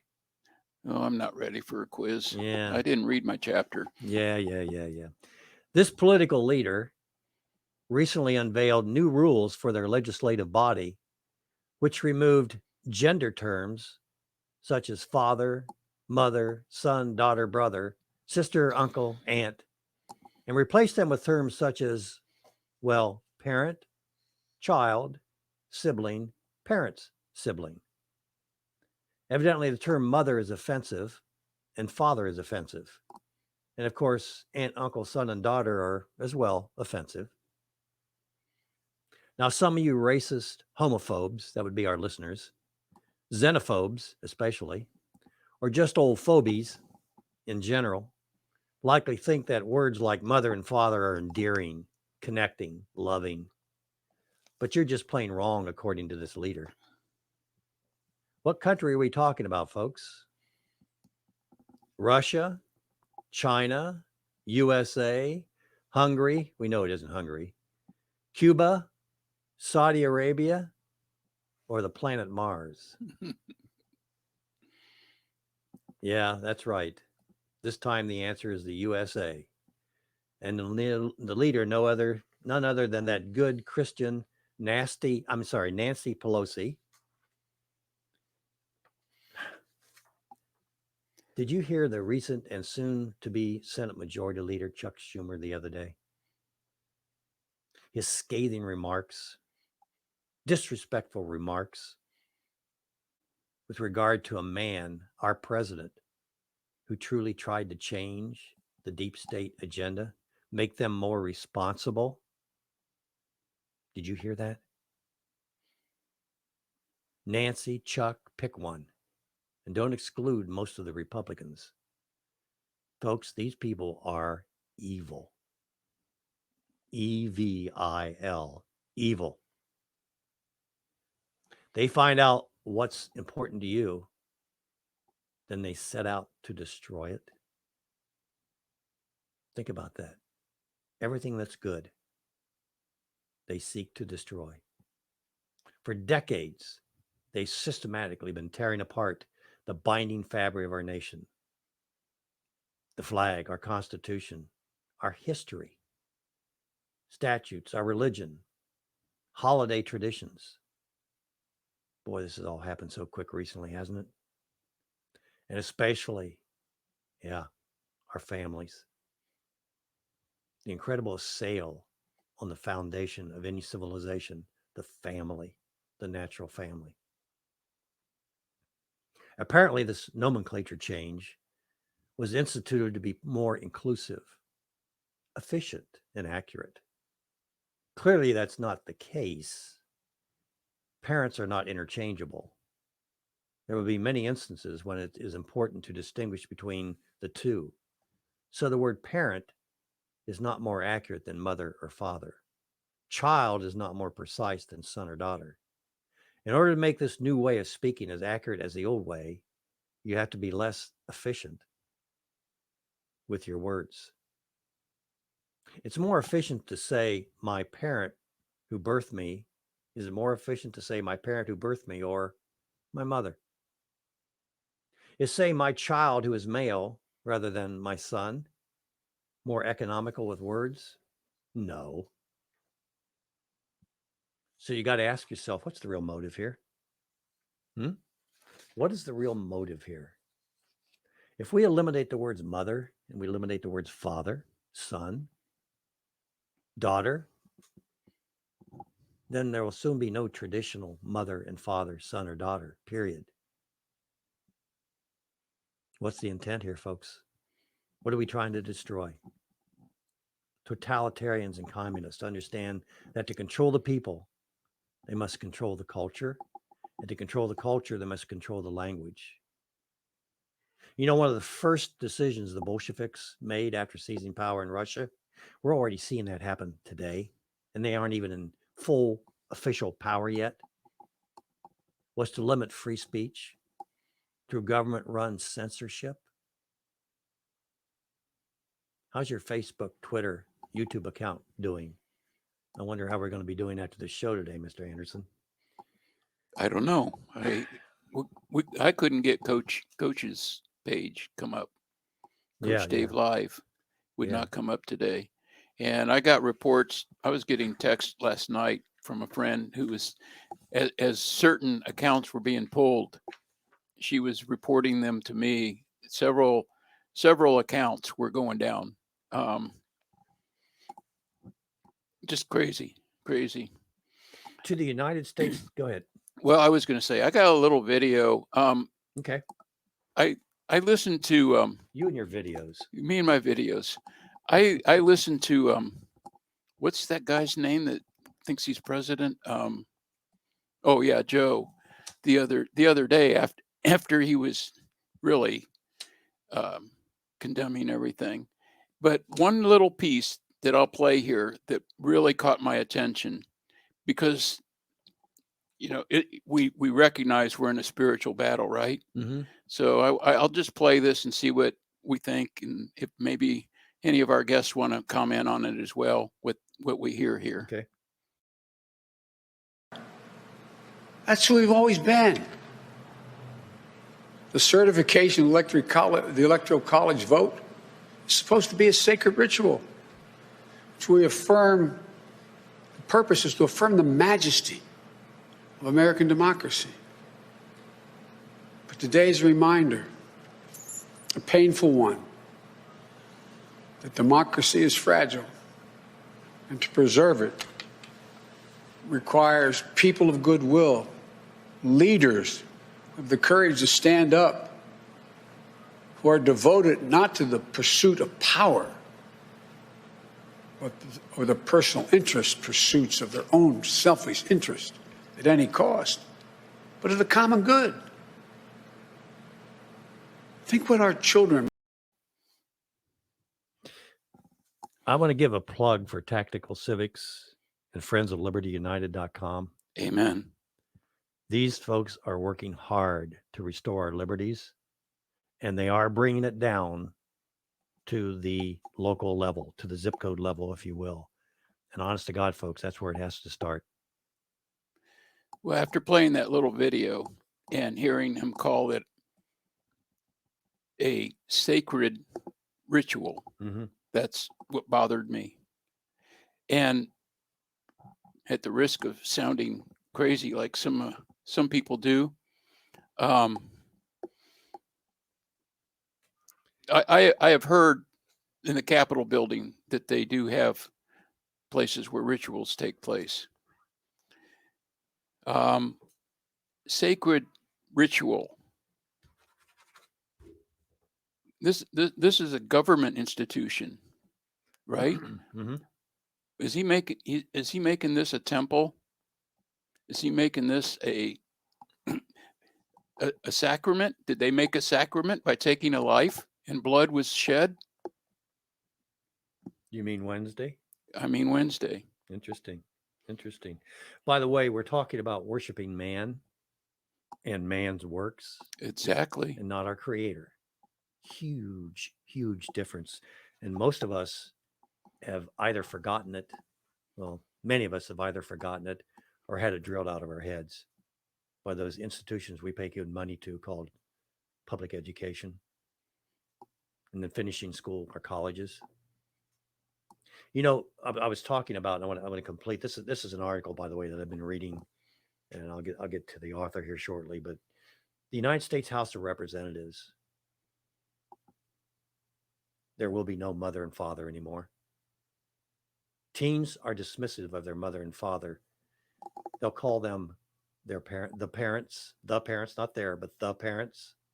A depersonalized and contemptuous expression, removing all the love and the connection that the mother and father have. Ooh. Said these people are evil. Remember the 70s SNL characters, the Coneheads? Remember that? The robotic, non-emotional aliens who coldly referred to their mother and father as parental units. The people behind all these changes want to depersonalize our familiar terms, make them more clinical and detached and less personal and loving. By removing the human and personal connection between members, the family is weakened and easier to destroy. Mothers are seen as incubators. Fathers, sperm donors. This sets off a cascading effect that changes every other familial relationship, brothers, sisters, aunts, etc. All become diminished to a more utilitarian and less sentimental role in our lives. Folks, we are born with that app. The app to need a mother and a father, a biological mother and a biological man, a biological woman. Ultimately, the state wants to remove the concept of mother and father totally, so they can become the mother and father. Just as they want to remove God from society so they can play God, or maybe just as they have removed God from society so they can play God. During the pandemic, we've seen too many politicians assume the role of father and mother, if you're in Michigan, and God to the people in their unending pursuit of power. The destruction of the nuclear family is necessary for the implementation of communism.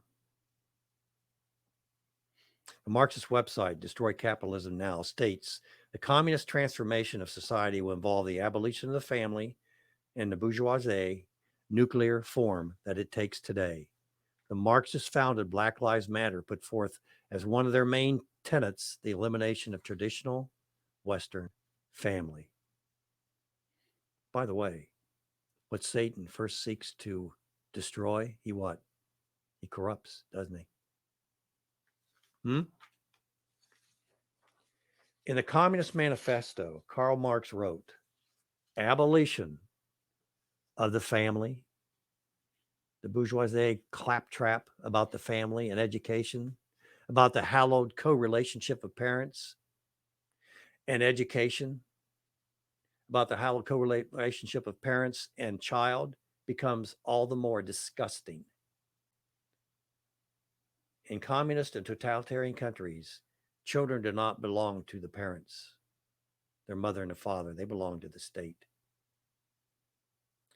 Back in the 1960s, the government started undermining parental authority in America and replaced it with the state. LBJ's Great Society encouraged dramatic increases in what? Unwed mothers. With financial incentives to women to have children out of wedlock through the welfare system. Replacing the father with the state, making the mother and the child dependent on the state and their well-being. This is why politicians are against school choice. Again, the parent's role, in my humble opinion, is number one, teach authority, and number two, teach morals, or you can flip them. They both go together. That's not happening. Look in the streets of America today. Talk to a youngin'. For me, that's a lot of people. This is why politicians against school choice. Controlling the education use is vital to the communist vision.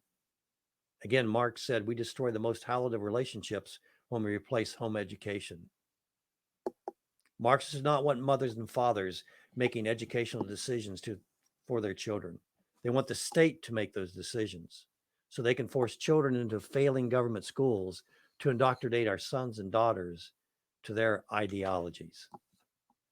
If they can control the educational decisions, who controls the information? What controls the world? They can control even the most vital aspects of our lives, our bodies. Remember, on the show we talked to you about the District of Columbia that passed the measures that regarding a minor's health care. Children there will now be forced to have immunizations without the parents' consent or knowledge. Parents won't be notified, and the child's medical records will be falsified. Only the state and the child's school will have records of the immunization. 1984, Big Brother. 1984 meets the Twilight Zone, right, folks? In December, Massachusetts passed a law allowing 16-year-old girls to get abortions without parental consent. This is insidious. This is so nasty. Yet, we remain silent. You can't remain silent anymore, folks. You cannot. We have a leadership problem in America. We have a moral problem in America. That's not going to get fixed by itself. The second law of thermodynamics, everything tends to disorder, right? Well, it seems like that happens with morals as well. You have to do something to stop it. Time to go to break. B.J. Edwards, along with Mr. Anderson, your last call.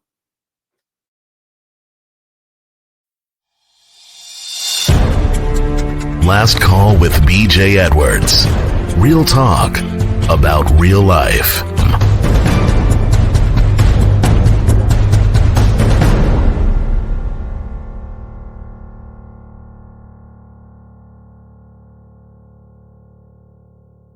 The man that was driving in the carpool lane and he was pulled over by the officer.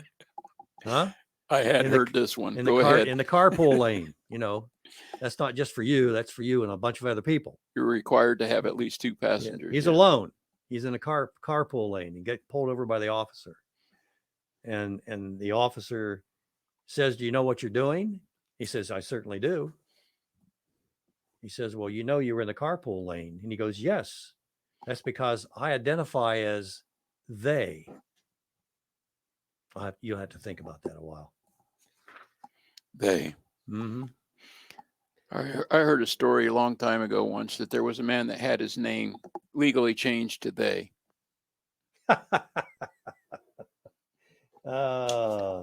They certainly do have a sense of humor, don't they? He could be responsible for everything. You could just call me they, and it's my fault.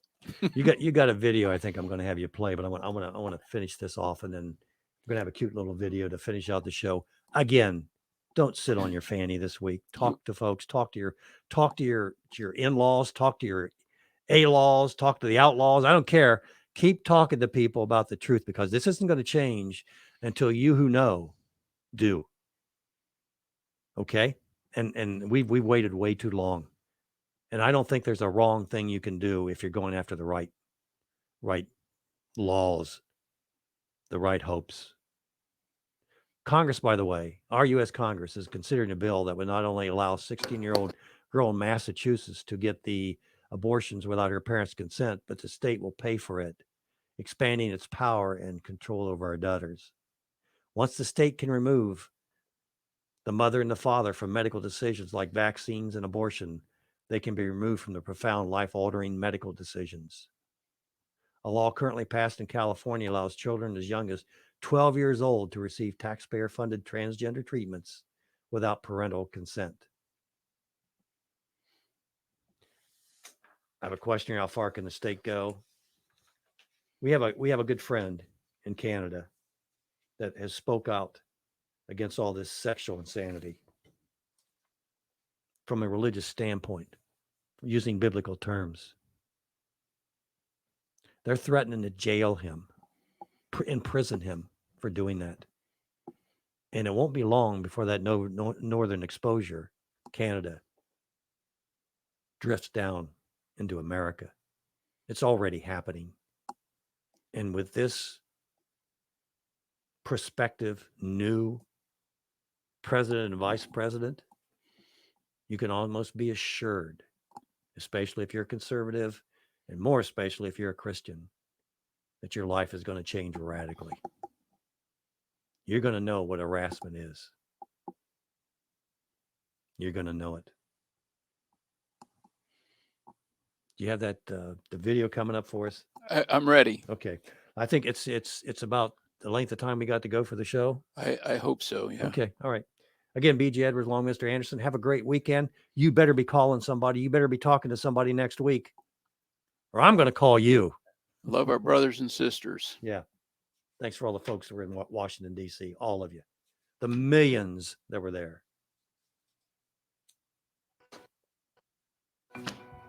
Good evening, government property. Capitol has been stormed. The Georgia Senate runoff election results are in. And the Electoral College has certified the election. We'll tell you what you think about all these things and more. First, we'd like to begin by congratulating Dick Pelosi, who earlier this week banned gendered terms like mother and father from being used in the House. It's a progressive step to help resolve the loving fabric of families that is so troubling. It's also a much needed and powerful step towards censoring God, as God has used gendered terms like man and woman in the Bible repeatedly. With the admirable left leaders from our country, we can look forward to the evil word of God being progressively eroded away in exchange for the all-loving, omnipresent word of the government, which seems to be more trustworthy than God. On the note of ungodly intellectualism, on January 3rd, 117th Congress off with a Missouri representative, including a prayer with men and a woman. As the left insists on banning gendered words, their intellectual superiority compels them to make up new gendered words and use them. A woman. A word with a rich meaning balance out amen. Amen has a meaning of truth and solidarity. As a woman balances out that meaning, it apparently has a meaning of lies and division. Ending a prayer with him is a beautiful, subversive way to spit in the face of God and truth, while honoring those lies and division. It's just Happy New Year. It's 1984. A woman will be in the next edition of Newsweek. In other news, the Georgia Senate runoff election results are in, and the left wins both Senate seats. The left got the most votes in an election. Surprising, right? Both Democrats won despite the adversity they faced when Facebook shut down the fundraising pages for both Republican campaigns. We can only imagine how much the Democratic candidates would have been distracted and probably even heartbroken when Facebook shut down their opponent's ability to campaign. But the left persevered through the adversity for an inspiring win in another decisively Democratic election. With majority control over the House, Senate, and presidency, more on that in a sec, the left will not go unchecked. From the same people who have brought you unconstitutional mandates like lockdowns and masks, while definitely not deliberately destroying small businesses, you can expect more lockdowns while having additional rights being taken away with spoon-fed reasons that are always in your best interest. This just in! They can't take away your freedoms if you're brave enough to obey them.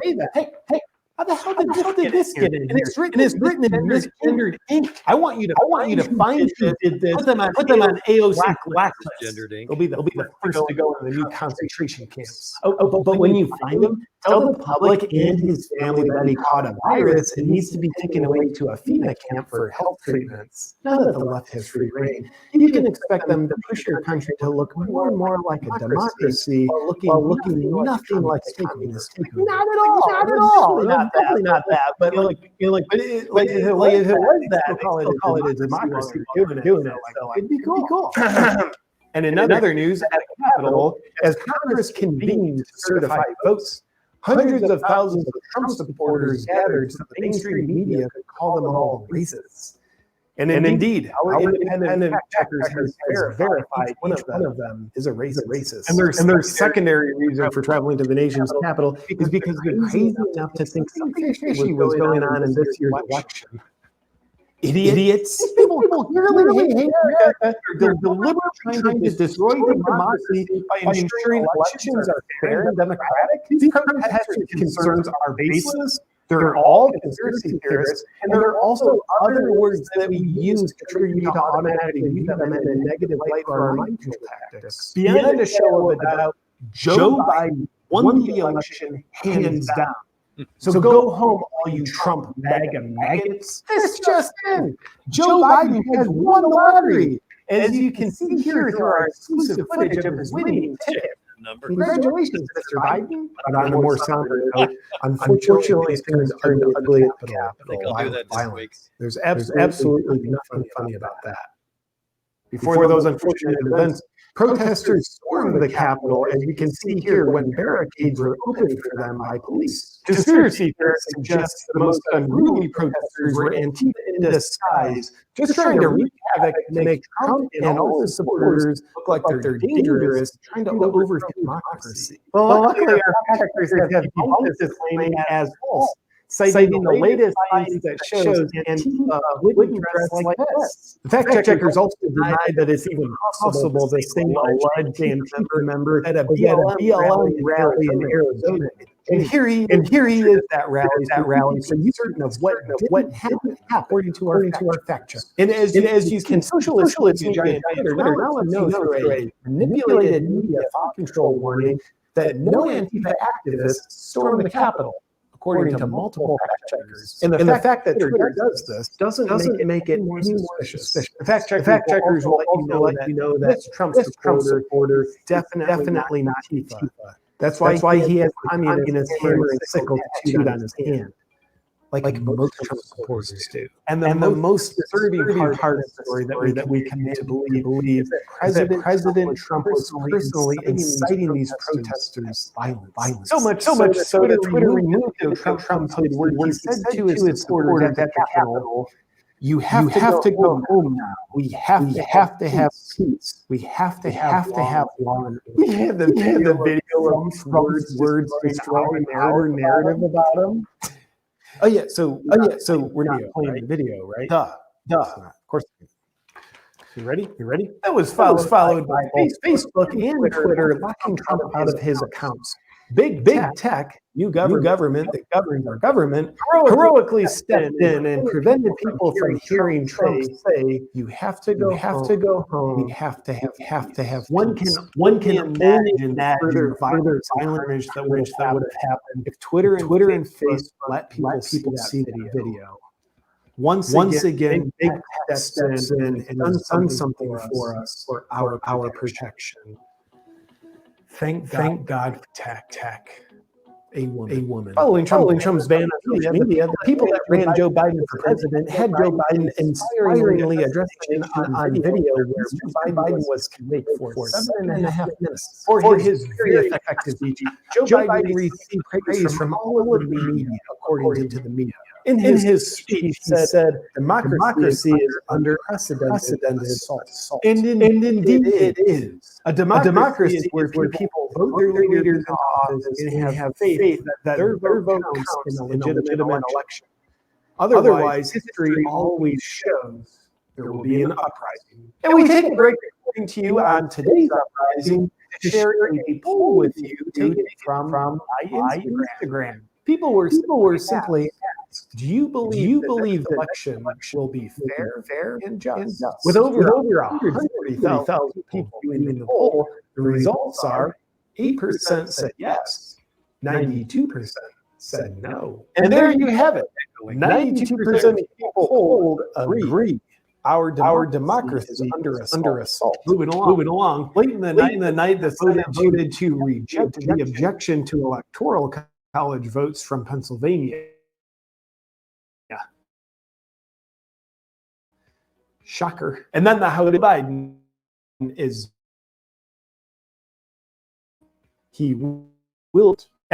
President Trump issued a statement, not on Twitter for some reason, vowing a peaceful transition of power.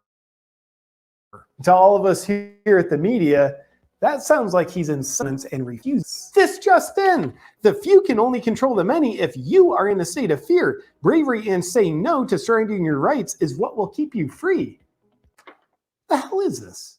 We didn't discuss this at Event 201. Come on, who the hell is doing this? That's it for today's news. Tune in tomorrow as we'll be reporting on the latest science that shows doing your own thinking causes cancer, but letting the media do your thinking for you is healthy. No need to go back to sleep because you already are. Sweet dreams. Hey, thanks for listening in today, folks. A little bit of humor. I hope there wasn't too much feedback on that. B.J. Edwards Long, Mr. Anderson, your last call.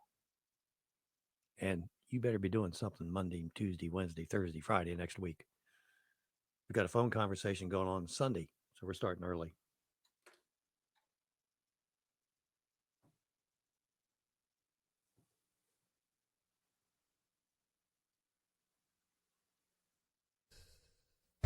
Last call with B.J. Edwards.